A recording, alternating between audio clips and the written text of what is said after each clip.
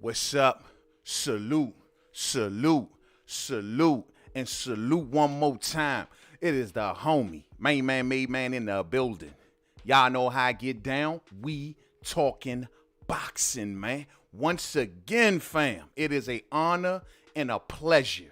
I repeat, an honor and a pleasure to be on here with all of the boxing fam and the boxing fans. It's Thursday night, so you know what that means. It's our time now, man. It's time for some real spill because they say that Mainman Mademan is very necessary. Salute to y'all all, man. I hope y'all having a cool week out there, y'all. You know what I mean? I hope y'all having a good week. I hope y'all having a safe week, a prosperous week. You know what I'm saying? You know, we about to talk this real spill. Got a lot of boxing topics to run through. You know what I mean? I want to first off give a hearty salute. A hearty salute to all of the lovers out there. It's Valentine's Day weekend, you know what I'm talking about? Who putting that work in this weekend? You know what I mean? Don't let me find out some of y'all out there. I wanted some of them people that, I don't celebrate Valentine's Day. Oh, man, it's a pagan holiday. It's just for the stores. Shut that shit up. Bro, wine and dine your woman. Cook for your woman, rub her feet, run that bath water, get her all mushied up, and then have a blast this weekend. Why not? That's what I'm doing, fam. I'm shutting it down. I'm telling you, man, I'm taking the day this weekend. Me and her, we locking the doors, we taking the phones, we turning the phones off, and we chilling. You know what I'm talking about? So salute to all the ones out there that got love in your life. You know what I'm talking about? Got love in your life. And if you don't got love in your life, don't sweat it. Don't sweat it. Sometimes it ain't that easy to find. You know, you keep looking and you keep your head up and you will find it. I believe that there's someone out here for everyone. There's always someone for someone. You know what I mean? And nobody, I repeat, no one wants to get all alone. So salute to y'all, man. Salute to y'all, man. We're going to talk this real spill. I'll be right in front of y'all in a minute. Y'all know how we do this. You know, we're going to take the topics on soft, and then we're going to get heavy and heavy as we move along the program. We got some good topics to talk about tonight. I'm really looking forward to talking about tonight's fight. I'm going to tell y'all straight, tonight's topics. I'm going to tell y'all straight like this, and let me get this music out of y'all ear. I'm going to tell y'all like this. The theme for tonight's show is going to be a lot of talk in each story from one way or another. MTKGlobal. MTKGlobal, Mac the Knife, whatever you want to call them. Oh, they're going to be front and center tonight. Because these stories that we're going to talk about tonight, well, let's just say they are all up in it. You know what I'm talking about? Now, the one thing I'm trying to understand that I see no one is really speaking on, and I'm going to look a little bit more further into this because I need a little bit more info on it. And that is how is MTKGlobal, the management company, the fighter management company, how the hell are they in the promoter business? Now, I mentioned this in the video. They told Al Heyman for years, he's been sued by Bob Arum, violation of the Muhammad Ali Act. Golden Boy suing Al Heyman and PBC, violations of the Muhammad Ali Act. You cannot act as a manager and a promoter at the same time, right? Correct? Well, funny, because I see MTKGlobal promoting Jazza Dickens versus Kid Galahad. Yet I'm on the flip tip. I flip the page, and I hear they one of the biggest fight management outfits out here. How? How do they blur the lines like that? Oh, they got two separate companies, man, under the same name. They started out as a promotional company. I got you. Matthew Macklin linking up with Mr. Kinahan, they started out as a promotional company. But then they went into the management area. And now they're back into promoting again. And ain't nobody said nothing. Nobody even mentioned the words Muhammad Ali Act at all. That's funny.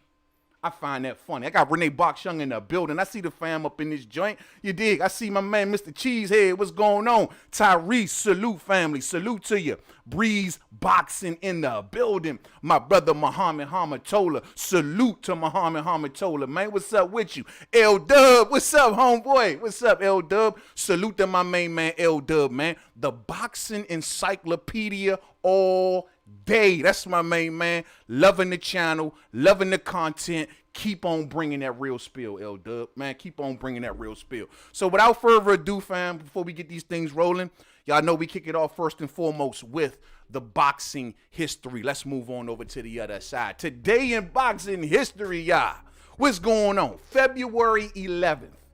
What went down on February 11th? Well, I'm sure everyone knows this one right here.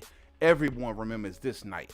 Most of my dudes who in their 30s, if you in your 40s, even some of my brothers and sisters in their 50s and 60s, y'all remember this night. And this is the night. Today marks the date that Iron Mike Tyson lost his undisputed heavyweight championship to James Buster Douglas. Man, this was the night that we all found out that Mike Tyson was no superhero. This was the night that we all found out that the man bleeds. This is the night that we found out he ain't nothing but a man.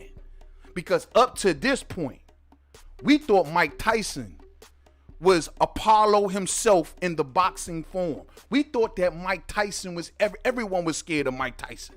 The walking pit bull. Coming off of a good victory during this time from beating Carl the Truth Williams. But this fight, Mike Tyson versus James Buster Douglas, billed as Tyson is back, went down in Tokyo at the Tokyo Dome, February 11th, 1990.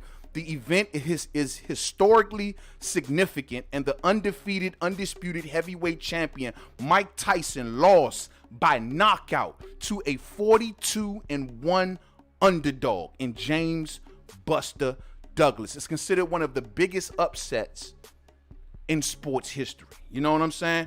One of the biggest upsets in sports history. It says going into this fight, Mike Tyson was undefeated, undisputed heavyweight champion, holding the WBC, the WBA, and the IBF. He was at this point going through that ego tripping stage that Mike Tyson went through. You know, he had his manager, Mr. Caton. He had Don King. Them two was going at each other. He had just cut off Kevin Rooney, his trainer. Remember that number system they used to have? 595, 214. Mike Tyson knew exactly which punches to throw. That's for Kevin Rooney. That number system was working, champ. It was working. He was going through his thing with Robin Givens during this time. So Mike Tyson at this time was kind of feeling himself. He was feared. He was knocking people out in one round, 90 seconds. You know what I'm saying? So it was like Mike Tyson at this time was really, really feeling himself. It says that James Buster Douglas was ranked number 7 by the Heavyweight Ring magazine. At this point in his career, he was been meeting with mixed success. He had just lost the fight against Tony Tucker in 1987. He was TKO'd in the 10th round, but after that, he went on 6 straight consecutive wins. Now, I'm sure the most important thing about that everyone remembers about this, that just 23 days before the fight, unfortunately, James Buster Douglas lost his mother, Miss Lula Pearl, 23 days before the fight. And it says, additionally, the mother of his son had a severe kidney ailment, and he had contracted the flu on the day before the fight. So James Buster Douglas went in there with a chip on his shoulder. He was fighting for more than just him that night. We all remember it. He went in there with a different attitude, man. When he got in that ring from that opening bell, you saw a different energy in James Buster Douglas. Moving fluid, a different pep in his step, and most importantly, standing his ground and providing heavyweight fighters with a blueprint on what to do with Mike Tyson. And that is to stand your ground. Keep that jab on him. Make him work. Make him work. Put that right hand. But most importantly, do not fear this man. And James Buster Douglas stood right there in the fire with Mike Tyson. They had a hell of a fight. Buster Douglas winning most of the rounds. Using the jab. closing the left eye of Iron Mike Tyson. Up to that point, fam, we ain't never seen nothing like that. We never seen Mike Tyson eye close. Now check this out, y'all. This is crazy right here. It says that, look, when Mike Tyson eye closed in this fight, they wasn't prepared. His corner wasn't prepared for that. They didn't bring no gauze. They didn't bring no ice. They didn't bring no in-swells. Because they never had to bring these things for Mike Tyson. So when Mike Tyson eye started to swell, they had to fill up a rubber glove with cold water to try to get the swelling to go down. Because no one expected for Mike Tyson to get in there and get hands and feet put all over him by James Buster Douglas. We know James Buster Douglas dropped Mike Tyson in the 9th, finished him off in the 10th with a beautiful four-piece combination. Beautiful four-piece combination that sent Mike Tyson flying to the canvas. My man was looking for his mouthpiece. He was all over the place. He was shown to be invincible. Afterwards, James Buster Douglas went on to have some sort of commercial success. Remember the video games? He went on to have some commercials, made a couple dollars until he lost those belts to my man Evander Holyfield. But this night right here will forevermore, I repeat, forevermore, be cut out in boxing history as one of the biggest upsets, not only in boxing history, but sports history as a whole. The night that James Buster Douglas defeated Iron Mike Tyson. Salute to Tyson, man. Y'all know Tyson still getting that money, man. Word on the curb, man. Mike Tyson and Evander Holyfield looking about $100 million apiece they talking about, fam. You know what I'm saying? Let's see. Let's go through some comments here real quick. Muhammad told us, say, yo, man, imagine you're chilling with your wife on Valentine's Day and then breaking news. The arbitration results are in. Wilder versus Fury 3 is next and the fight is signed. What are you going to do? Go live ASAP. Like, hope, baby, I left something in the car. Y'all gonna be like, yo, man doing a live from his car. You damn right. I'm gonna be up in that car for about an hour and a half chilling with y'all talking about that. Now, if something like that, that's a little too big. I love Valentine's Day and I love my baby. I love my baby dearly. But come on now. She understands I'm a boxing aficionado and something like that, I couldn't resist. That's like saying Spence and Crawford get announced. You know what I'm saying? Man, I got to be on it. My brother Bruce Goes is in the building. What's up, family? I'll be right in front of y'all in just a minute, y'all. Truth said Tyson dropped Douglas with an uppercut, and the ref took too long on the count. Should have been Tyson by KO. You know what? I forgot to mention that. The long count or the fast count and the slow counts or whatever the case may be. I remember that. You know what? So many times, man, I went back and tried to do that 10 count and see if, I think it was, who was the referee that night? I want to say it was Mills Lane. You know what I'm saying? And I always wanted it to hit that because that was like a huge controversy. It looked like Douglas was down there about 11 seconds, man. I'm just saying. Looked like he was down there about 11 seconds. L-Dub says Edgar Berlanga versus Desmond Nicholson. Nicholson coming in April. Okay. I like Berlanga, man. I like Berlanga a lot. I want to see him step it up. And I just want to wait till you can get that right opponent, bro. Desmond Nicholson, I got to do some homework on him, but I will look into that. Thanks, L-Dub. Appreciate you. You know what I'm saying? Yes, sir. So this was the fight right here, y'all. This was something, man. The biggest upset in boxing history. All right, let's get to rolling through these topics. Oh, shit. Damn. Just had a complete technical shutdown just now, but we back. It's all good. So let's get right in front of y'all, man. Let me get right in front of y'all. Bam. Let's keep it pushing, shall we? So, on the list today, main man, what are you talking about today? We're going to start off light, and then we're going to pick it up as we go on. Y'all already know. So this weekend, we got some fights going on. Looking forward to it, man. And, finally get some good boxing to go on. And the one fight that I like to talk about this weekend first is this one right here. Brian Castano versus Patrick Texera. I like this fight. I'm looking forward to this fight. A lot of implications done with this fight right here, man. The style of these two men is going to collide very well, I think. Very well, you know what I mean? You got Castano. Castano likes to use that high guard, keep that high guard real tight. More so of a pressure fighter. Likes to come forward, stand right there in front of you. Likes to work behind the jab. Sometimes he doubles it. Sometimes he triples it. You know what I'm saying? will mix it up. He'll take it upstairs. He'll take it downstairs on you.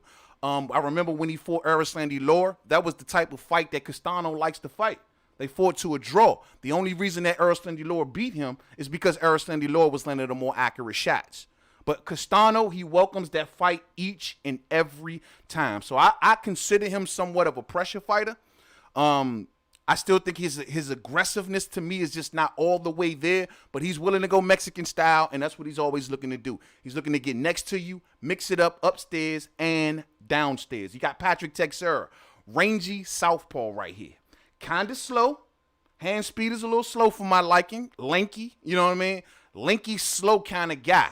Looping shots, but if you let him accumulate too many punches on you, it can be a problem. I think he fights much better when he moves instead of wanting to stand right there in front. If he becomes too stationary, he can be hunted down, and his body is always wide open. Most importantly, he got slow hands, which means he can be countered very easily. This is how Curtis Stevens knocked him out. Curtis Stevens knocked him out on counter shot. Knocked him down originally on a counter shot. Knocked him out on a counter shot. Hands are slow. Hands are slow. Linky shots. Overshoots a lot of shots. Linky. I like him, though. And he fights with his country's emotion on his sleeve, most importantly. You know the guys from Brazil trying to make some history. We know that these two countries don't like each other. Now, most importantly for my boxing heads out there, with this significant signals is the cooperation that you see between Top Rank and PBC. Now, of course, we know this is all through the sanctioning body and through the WBO, because Patrick Texera will be defending his WBO title. But here you go. This is almost similar to the same situation that's playing out at 147 pounds with Showtime Sean Porter and Terence Crawford. But you got PBC attempting to put their fighters in the WBO rankings, come through the rankings, and who knows, maybe even steal that WBO. They might do that. Think about it. If PBC in this situation takes that WBO off of Patrick Texera, what you think they doing? Straight to Jermell Charlo. Easy work. No obstacles, no politics, no polished shit, no nothing. Jermell Charlo going for undisputed, and PBC gonna love that. Now, according to Patrick Texera, he's saying that if he wins, that he's still down to go straight for Charlo. He says, and I quote, he says that that is my plan for 2021. First Castano, then Charlo. I want to be remembered in boxing as the undisputed champion at 154 pounds. So he's down to face Charlo as well. Now, I don't know how they're going to do that. We know the political divide. Like I said, he's over there, as far as Patrick Texera, over there with Top Rank and ESPN. Brian Castano, they can hope and make it easy if he wins and take it back on over there to PBC. And I know Charlo going to be watching this fight. I thought when Patrick Texera was holding that belt, I'm going to keep it 100 with y'all, fam. I thought that Terence Crawford should have went after this dude. You know what I'm saying? I thought Terence Crawford could have beat him at 154 pounds. I know he's a bigger opponent, but he's lanky, and he's a mover, and his body is open, and he can be countered. Not to mention, I think last I checked on the betting odds, Castano is the underdog. I might be throwing a couple dollars on Castano. Slim, I don't know. I give Castano a real good shot. What I believe is going to happen in this fight, I think he gonna hunt Texera down. I think Texera got a lot of heart. Don't get it twisted. The man in fought with blood going down his face. A lot of heart. He gets knocked down. He getting back up. He got a lot of heart. But I just believe that in those middle rounds, I think in the middle to late rounds, I got Castano hunting him down. Matter of fact, I'm rolling with Castano for this win. I think Brian Castano is going to beat Patrick Texera. I think the pressure style, the aggression, he's going to be there all night. He's just as tough as Texera is. Most importantly, just Texera makes a lot of mistakes. Every time I watch him fight, he makes a lot of mistakes. His heart kind of grits him through a lot of fights, but he makes a lot of mistakes. And it just nothing says great about Patrick Texera with the exception of his heart. I just think he has a lot of heart. And with the tools that he has, he does the best he can with the tools he got. But I just don't think it's going to be enough to overcome the pressure of Brian Castano. And he's the underdog, like I said last time I checked for my bettors. You might want to consider throwing a couple dollars on Brian Castano. You know what I'm saying? Real spirit. Real spill. Real spill. I got DJ Zion Love in the building. What's up, fam? What's going on? It says, Tavarius Washington says Bud could get the winner. Yeah, Bud could definitely get the winner here. I mean, that'd be a good deal, but I doubt if Castano wins, man, he going straight to Charlo, bro. If PBC can grab this WBO and get all of those titles at 54 in their house, in their stable, Slim, it's very, very possible. Jamel Charlo walking around calling himself an undisputed champion, he'd love that. He'd love that. So I can see that happen. I'm rocking with Brian Castano here. I think he defeats Patrick Texera. Patrick Texera is the one that's defending his world title. So, you know, I thought in the Adames fight, I learned a lot about Patrick Texera. He's not a bad fighter. I don't want nobody believing it, saying I think he's a bad fighter. I just think he makes way too many mistakes. And I think he overshoots too many shots. Very vulnerable to the body. Very easily to counterpunch. What makes him harder to counterpunch is when he uses his length to stay on the outside. That way he can't be hit by a lot of these guys with shorter reaches. But they always hit him. His head movement is not all of that. They always touch him. So I'm going to rock with Brian Castano here. And at first, when I originally thought about this fight, I thought I was going to rock with Patrick Texera. But I'm rocking with Brian Castano. You know what I'm saying? Real spill. Real spill. So we'll see how this all goes. You know what I'm saying? Patrick Texera versus Brian Castano going down this Saturday. I'm rocking with Castano. You know what I mean? Real spill. Maybe Spence keeps stalling, says Tavarius Washington. Yeah, well, if he going to keep on stalling, you know, I've seen some talks about Bob Arum talking about Virgil Ortiz and all of this other jazz, man. We just don't know, man. And you know what? Believe it or not, Bud is going to be playing out heavy in one of our stories coming up. And I'm telling you, man, Bud needs to watch out. We're going to be talking about Mikey Garcia tonight. And Mikey Garcia dropped major jewels. I'm talking major jewels that we're going to get into. And it got me very concerned about Terence Bud Crawford. And we're going to get there, fam. We're going to definitely get. Matter of fact, let's do that story next. Let's do that story right now, as a matter of fact. Let's talk about Mikey Garcia. Mikey Garcia was over on the PBC podcast. I believe it was Wednesday. And I listened to his interview.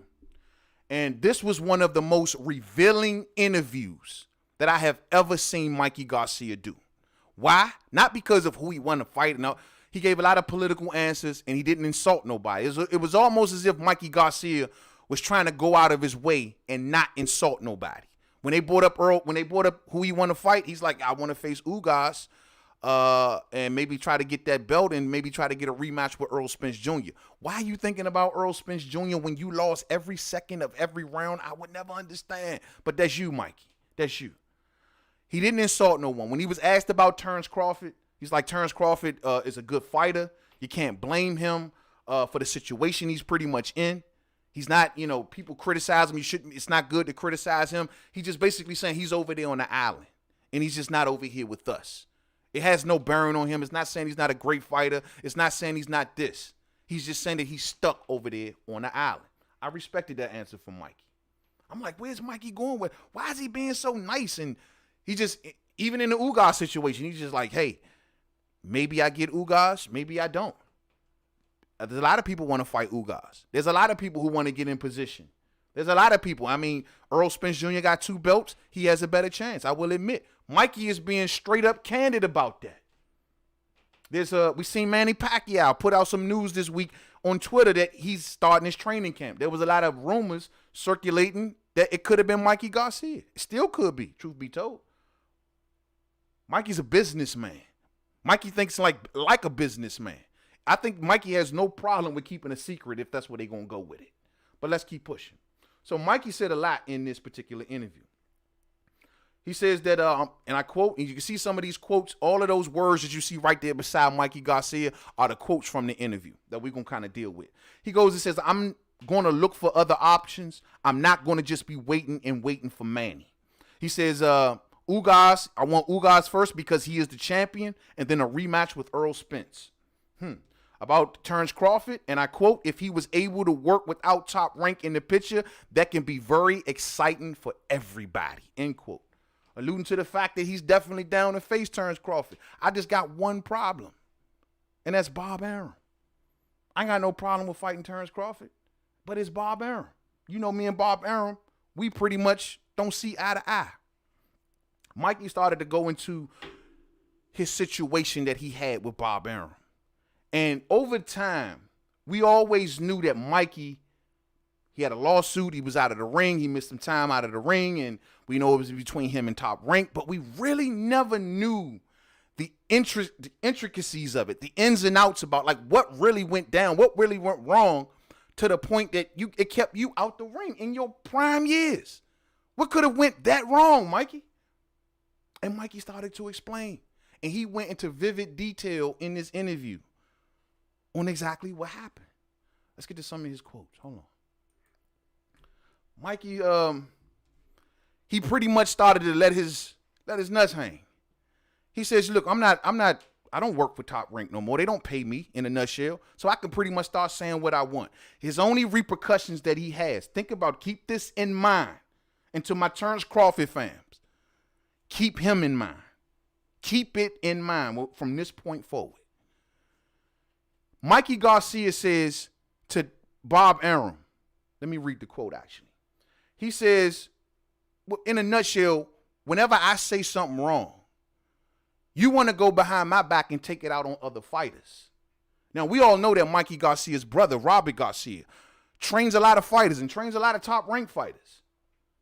So Mikey Garcia is alluding to the fact that every time you got a problem with me or me and you got an issue, why you taking it out on other fighters? The first thing I thought about was, damn, that's crazy, man, because Bud, he got to deal with Top Rank.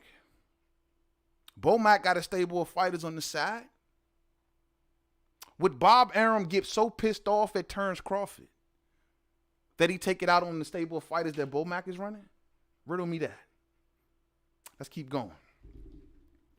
Mikey Garcia then goes on and starts to describe his issue with Top Rank. Now, this is the thing that really got me. So we're going to try to describe it as Mike. We're not going to use his exact words, but we're going to describe his issue. Mikey says that in January of 2014, he fought contractually what was supposed to be his last fight for Top Rank. He then, given that he had the WBO World Championship, the small print in his contract stated that by him being a champion, that he owed Top Rank, at least according to Mikey, 3 title defenses. So Mikey says, you know what? Forget that little, 3 title defenses extension stuff. How about me and you just sit down with Top Rank and we just talk about doing a whole new deal? Up my purse. I've been a world champion. Y'all helped build me. Y'all made me into this champion just like you did Floyd, just like you did Oscar. Y'all made me into this champion. You made me this popular guy. I'm 3-division champion at that time. 3-division champion. Big star in the Mexican world. Now I'm ready to talk about a good deal. Top Rank says, hold on. No. We ain't trying to do a new deal right now. We would prefer you to do these extensions. So Mikey's like, no. Forget these titles. Y'all getting 3 titles. Let's just do a new deal. And then Top Rank offers Mikey Garcia Yuriorkis Gamboa. Mikey says, okay, fine. But the deal was, if Mikey was to fight Yuriorkis Gamboa, he would have to sign a whole new deal with Top Rank. Forget the extensions, these title defenses. No, we want a whole new deal. With the only exception being, you got to keep the exact same terms that you rolling with now. This is according to Mikey Garcia. So you got to keep the same terms. No pay raise. Regardless of a star, how much of a star you think you are. If you want this Gamboa fight, then you're going to have to sign this new deal. Mikey says, given I took a look at it, I just said, you know what? That's a crap deal. You're not getting me anything new. You just want me to accept the same old terms, negotiate no purse. You don't want me to negotiate anything, no increases, just take what's given and keep it pushing. Mikey says, no, you know what? Screw all that. Let's just stick with what we got. Let's go with these 3 title defenses or whatever, these 3 title fights, and I'm good, and I'll just move on. Top Rank comes along and says, no, we ain't doing that. You ain't getting the Gamboa fight neither until you sign. We don't even tripping off the extension. So given that we got you under contract as an extension for your title defenses, you can't go nowhere. And we're not giving you the Gamboa fight, so you're going to sit on the shelf. Mikey says, what the hell? What did they do then? What else can they do? Mikey says, fine, I'll just sit here with my title, and I'll just cool on out. And then the WBO come calling. They say, sir, you've been very inactive. You ain't been fighting. According to Mikey Garcia, Top Rank ain't want to talk. They didn't want to sit down and do a fight by fight. They didn't want to sit down and do a mediation. They didn't want to sit down and do an arbitration. They didn't want to sit down and talk. Can we work this out? According to Mikey, no one wanted to talk. And on top of that, people was running and not giving Bob Arum the full story because Bob was removed from this situation, according to Mikey. He was dealing with other people. And they was going back and telling Bob anything. So Mikey says, you know what? You say, you know what? Fine.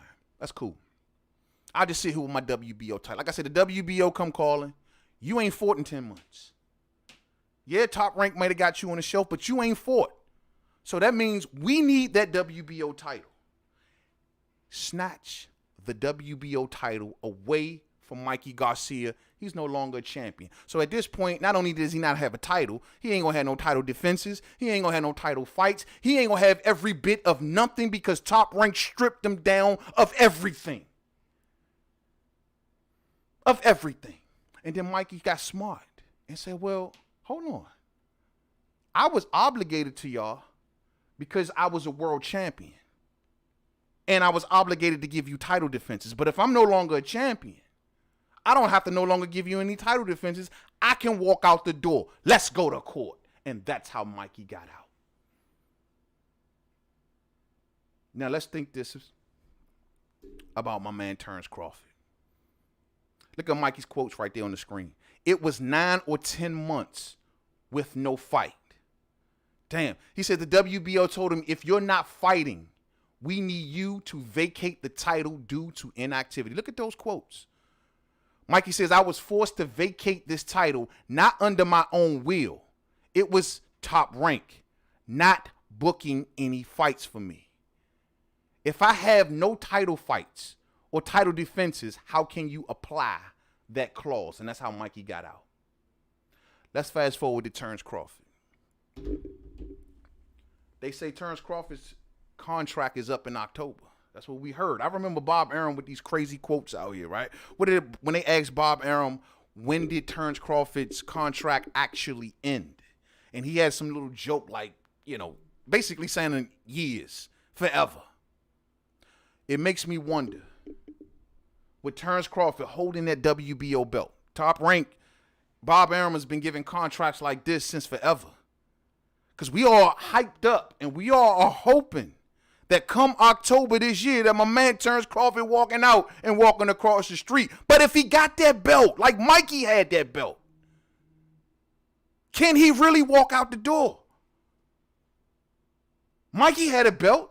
Mikey was a 3-division champion, just like Bud. Mikey's, his brother got a stable of fighters, just like Bud and Bomac. They got a stable of fighters. Is Bud really going to be free?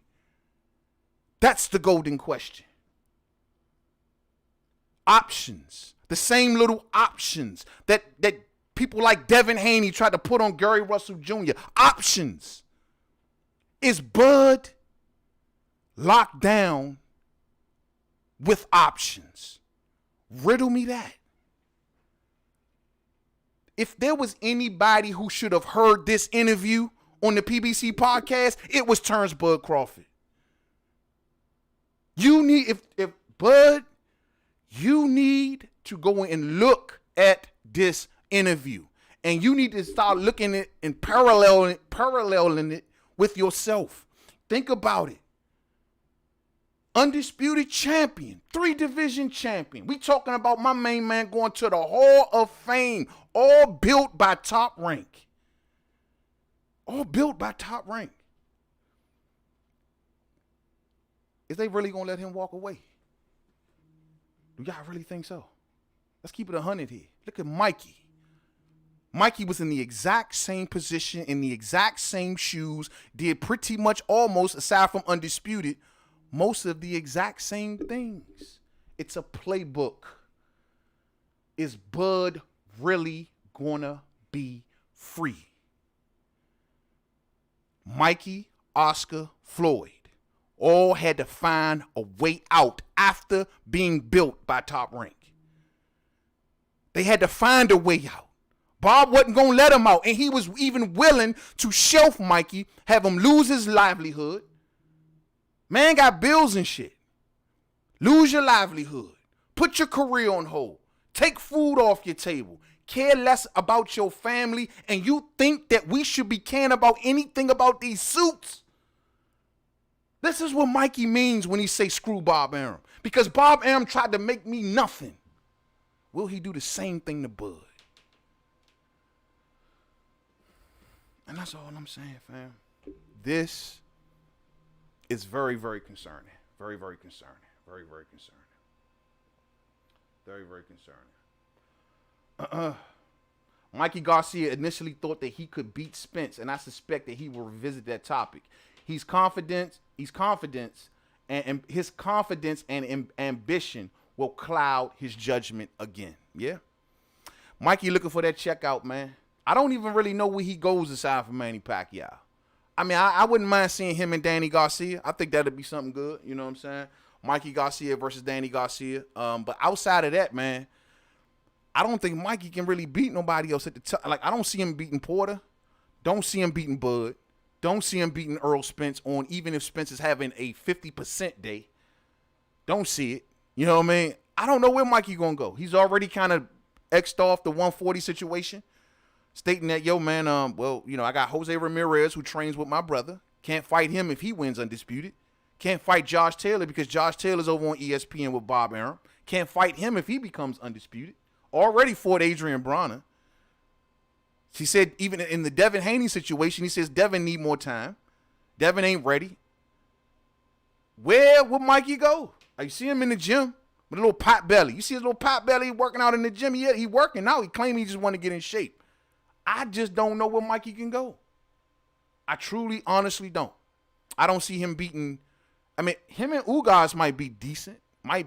But outside of that, bro, you ain't beating no Porter. You ain't beating Keith. You ain't beating Earl. And you ain't beating Terrence. I have no idea where Mikey goes. He ain't going to fight a Regis Prograis. What's left for Mikey? What's a big enough check out there for Mikey? Maybe someone I'm missing. Victor Ortiz. You can't do that. What you going to do? The only other option left is Manny Pacquiao or maybe Danny Garcia. Outside of those two fighters, I can't think of anyone else that Mikey can fight. You know what I mean? So it is what it is. Mikey Garcia. But at the end of the day, before I leave this topic, I just want to say, Terence Bud Crawford, please go back and listen to this interview to a T and learn. I think he dropped major jewels, major gems. Learn, my brother. Learn from others' mistakes and learn what they went through with this crooked dude known as Bob Arum. Let's keep it pushing. You know what I'm saying? Let's keep it pushing. All right. The next one. All right, another fight this weekend. That's right. We got my main man coming back on the scene. JoJo Diaz stepping in the ring. Now, forgive me if I butcher this dude's name. I never get the joint right. Shaskarat Rakhimonov or something like that, man. Hold on, let me try to pronounce this right. JoJo Diaz versus SHAVKATDZHON Rakhimonov. You know what I'm saying?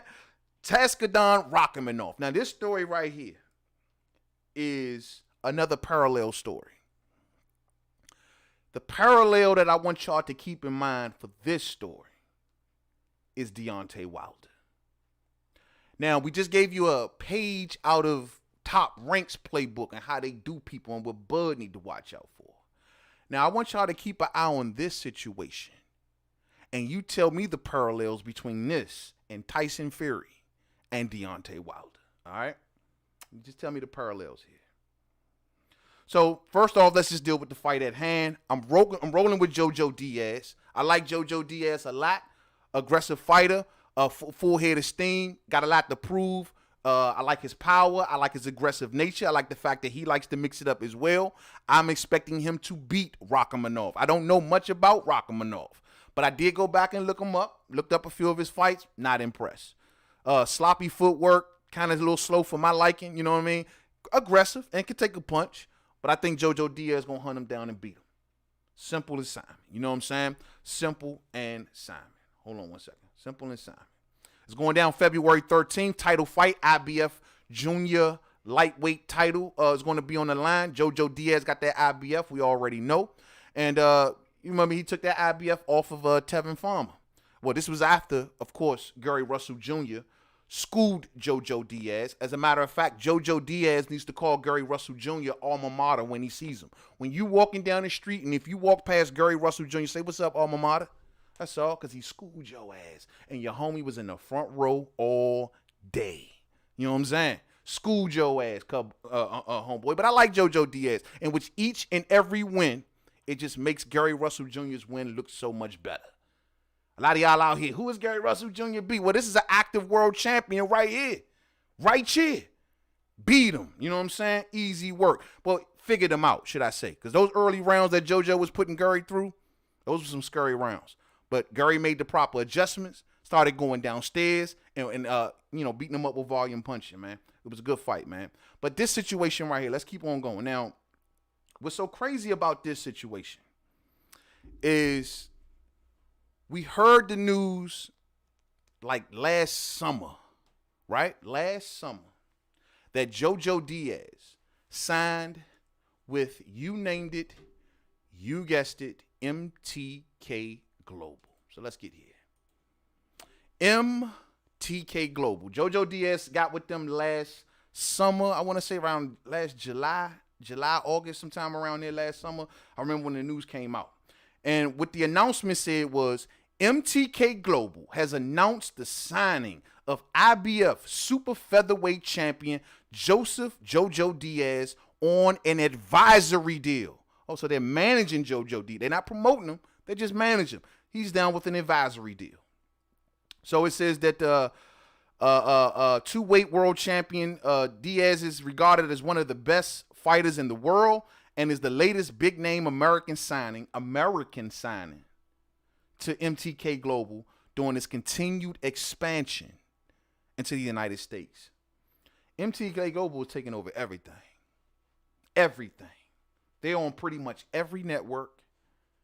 They're promoting, they're managing, they're locking up fighters. Only thing I can say as a fight fan is I just hope that they give us good fights. I don't care about what suit running shit. As long as we get a good fight and good fights, you know what I mean? That's all that kind of matters to me.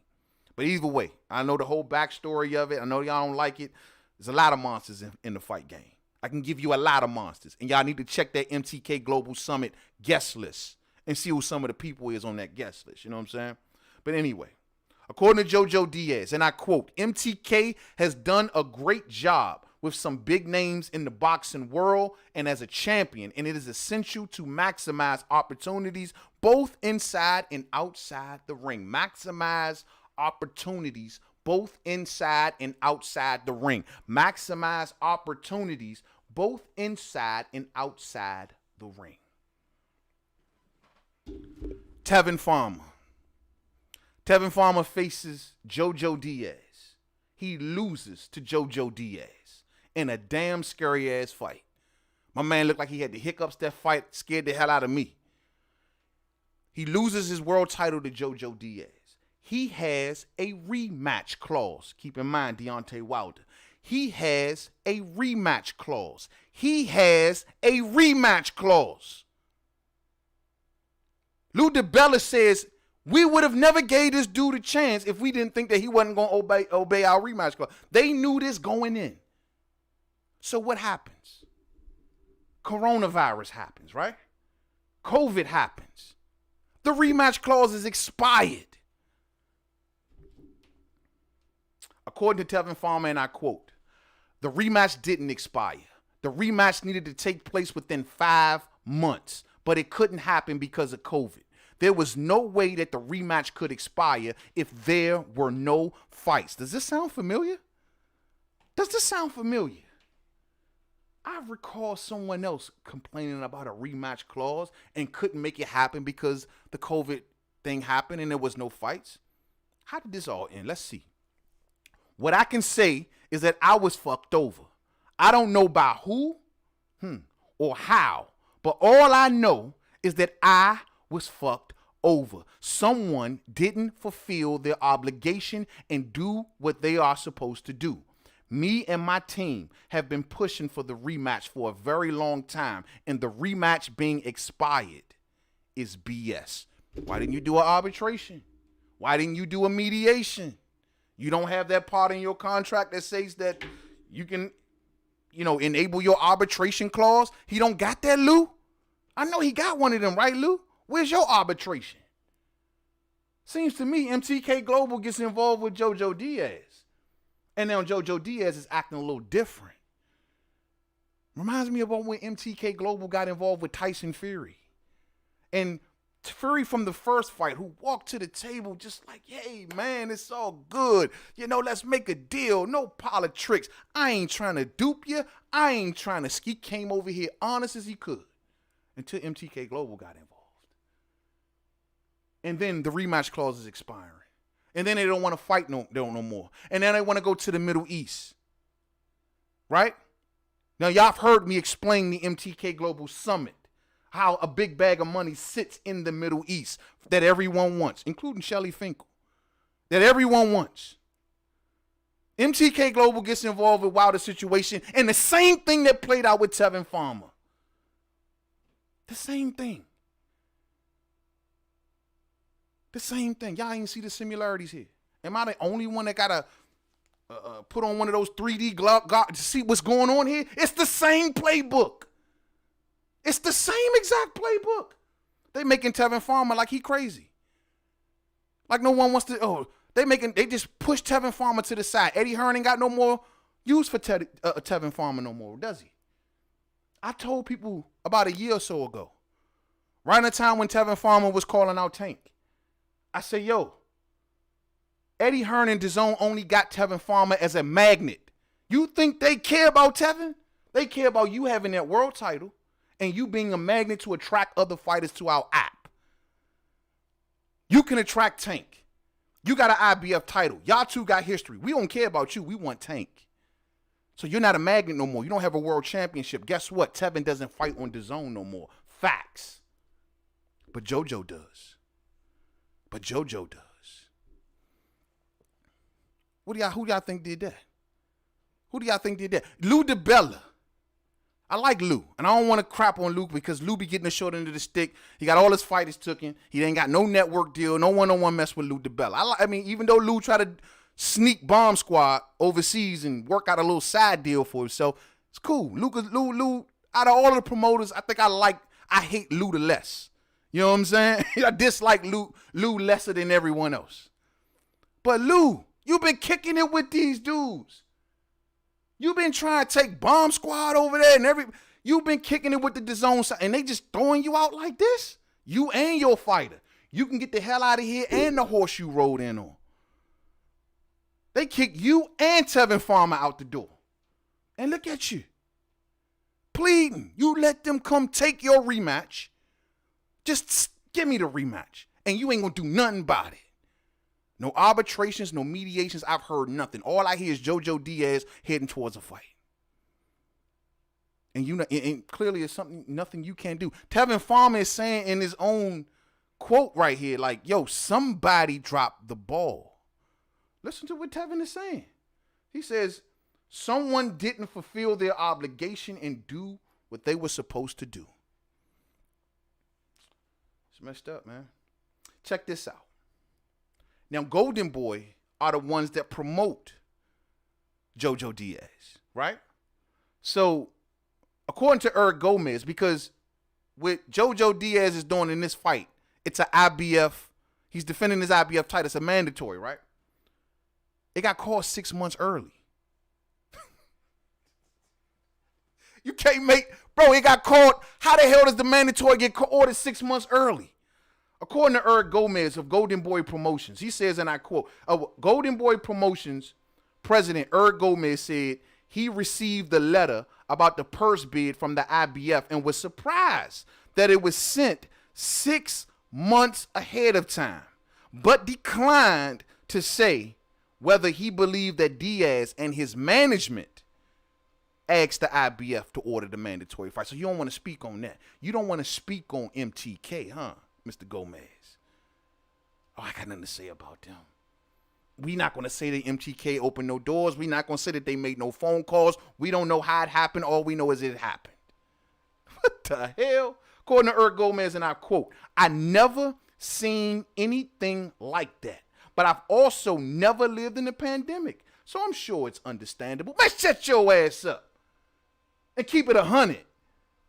This dude said, I've never seen anything like that, but I've also never lived in a pandemic. So it's understandable for a sanctioning body to come out of the blue 6 months early and order a out of the blue Mando against a dude who, and take in mind, Rakhimov, coming off of a controversial fight. Controversial as hell. Which that situation didn't even make no sense. Because Rakhimov, prior to the last round before he stopped his last opponent, well, it was said that he was taking smelling salts and ammonia, and he fought the dude in South Africa. And in South Africa, that's illegal. You can clearly see the video floating around the internet of Rakhimov's last fight, and they put something on a piece of tissue, and they put it up under his nose, and then they put it on his nose, and they said it was smelling salts or ammonia. So after the fight's over, of course, the other guy's corner's complaining. IBF look into it, and they don't do anything to Rakhimov, and they give no reason. They didn't cite the reason, whether he was innocent, whether he was guilty. They just said let him go. For no reason. Look it up, fam. They didn't even give a reason. When the IBF started moving like that, last I checked, I thought we had major respect for Daryl Peoples. We always give them credit. Oh, the IBF don't play. They will strip you. They will take this away. Well, when did the IBF start doing stuff like this? You let Rakhimov, a dude who, if you look at that video, there was clearly something on that napkin. And when they put it up on, he was like, whoa, my God, he had to shake it off. Like, then they did it again. And oh, my God. You let that slip through the cracks, Mr. Peoples. And you don't even really look into it.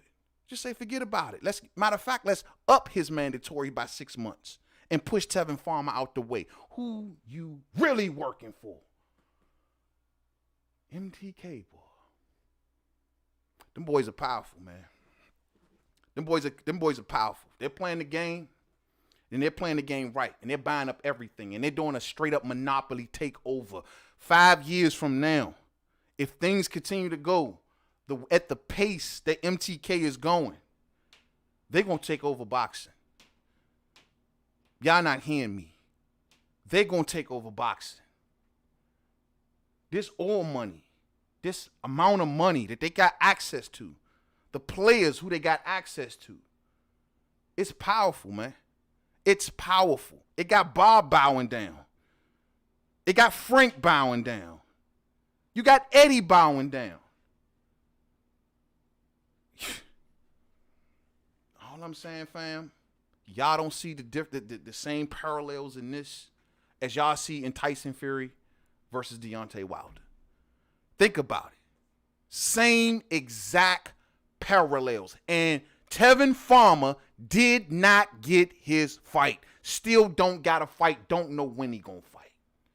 The Zone ain't calling him back. The Zone don't want to have anything to do. Eddie ain't calling him back. And I'm telling you, man, when it comes to Deontay Wilder in this situation, I don't know if you got any proof, homeboy.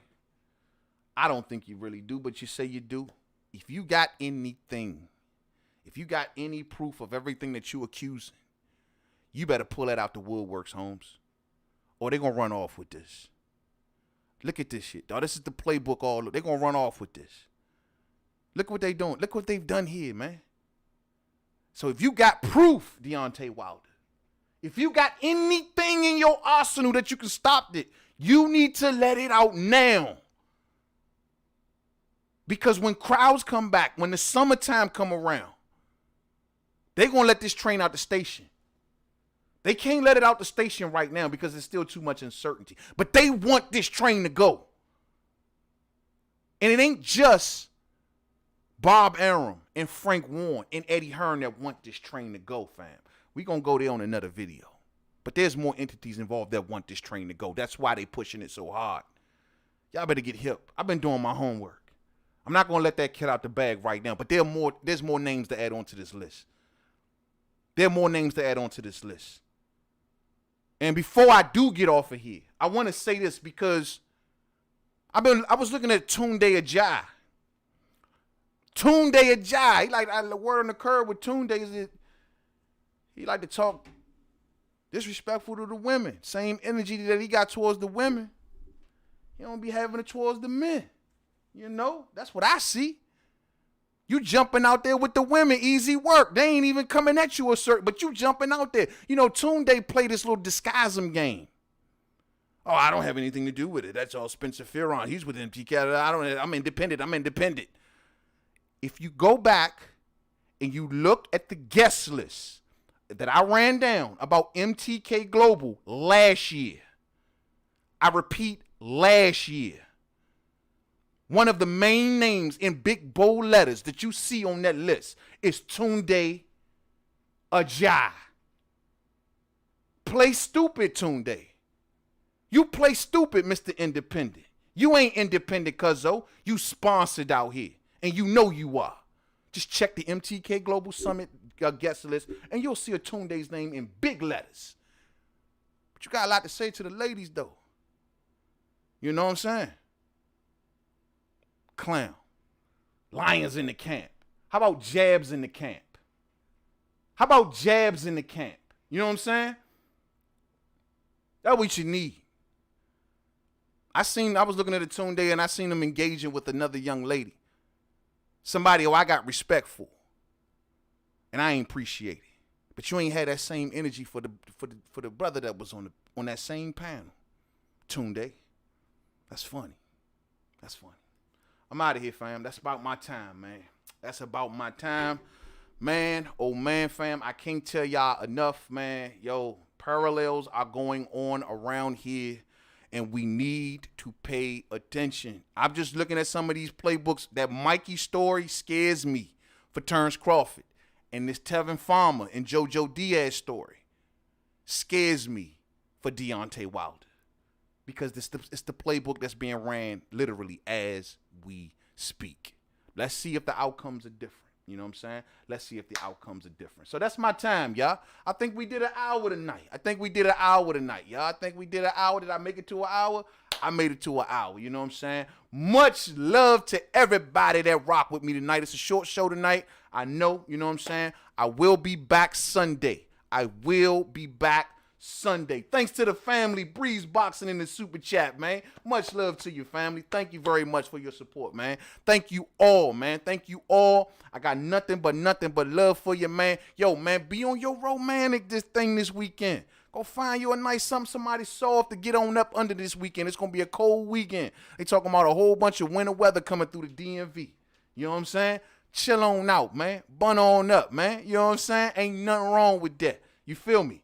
Go ahead, man. Get some love in your life, y'all. But without further ado, I'm out of here, man. I will see y'all Sunday for the next episode of We Talking Boxing. We'll do Sunday's episode. I'm giving a heads up. We'll do Sunday's episode on the StreamYard. We're going to do Sunday, so I'm going to be without the whole setup here for Sunday's show. I'm going to do it on the StreamYard because I want to invite some of y'all up on the panel Sunday. You know what I'm saying? So be on through here Sunday. We'll cover all of the fights that go down this weekend, any other boxing news that come up, and y'all know me and my weird boxing news where I dig out the bin. I'm definitely going to have something real spill for y'all Sunday. Enjoy the fights, man. Enjoy the fights this weekend. I'm rocking with, like I told y'all, Brian Castano for the win and JoJo Diaz for the win this weekend, man. So looking forward to those fights. Much love to the fam. Thumbs up on the way out if you did not hit it on the way in. My brother P. New, I see you, man. I got you Sunday. What time? We're looking at Sunday. Ain't no football on this Sunday, so we're looking at Sunday evening. Let's go for that general last slot of 7 o'clock. I like 7 o'clock. Not too late, not too early. At that point, everybody just kind of on the wind down. So we'll do 7 o'clock Sunday. Y'all come on back here. 7 o'clock Sunday. I'll have a whole nother list of topics for y'all that we can come on, break down, and talk this real spill. Continue to rock with Mainman Mademan. I keep it 100 at all times. And most importantly, I'm going to come at y'all from angles that ain't no one else on YouTube going to come at y'all from. And most importantly, and I hope that the boxing heads take a third look into MTK Global promoting and managing at the same time, and nobody ain't saying nothing. Much love to y'all. I see y'all soon. To the next video, man.